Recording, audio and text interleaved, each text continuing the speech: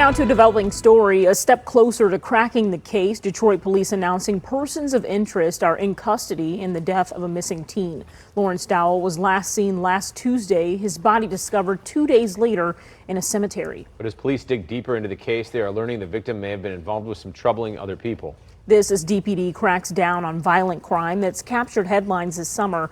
We're learning the feds have unsealed 8 firearm cases this month alone. 7 News Detroit reporter Randy Wimbley with the message DPD is sending to parents and reaction from the family of the missing teen who was found dead.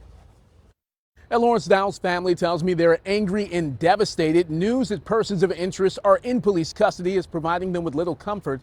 They want to know exactly what happened to him. We do have 2 persons of interest in custody. Detroit Police Chief Todd Bettison on the disappearance and killing of 15-year-old Lawrence Dowl. The teen's body was discovered in a West Side cemetery a day after he was reported missing.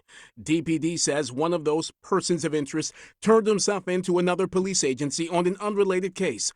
Officers arrested the other this weekend. Bettison says both are adults and both knew Dowl. Can you say at all if any of those persons of interest were the ones that he was hanging out with the night that he was last seen? I don't want to get in front of the Wayne County prosecutor on that at all. So I can tell you that this young teen was hanging with some individuals of a shady background. Dowl's sister tells me he was last seen with one of his friends who's about 22 years old who picked him up to go to the store. The teen never returned. Dowl was wearing his ski mask and gloves when officers found his body. His sister offered this. I honestly feel like maybe the guys bribed him to do something, to go do something, and it went bad. Or maybe they was lying, telling him they was going to go, do something, and it was really trying to do something to him. And for what reason, I wouldn't know. Chief Bettison suggested the mask and gloves indicate the teen may have been involved in questionable behavior. We've received numerous tips from the community basically telling me about his background and what he does and what he did do. I don't want to disclose that. I'm not trying to disparage that because he is a teen.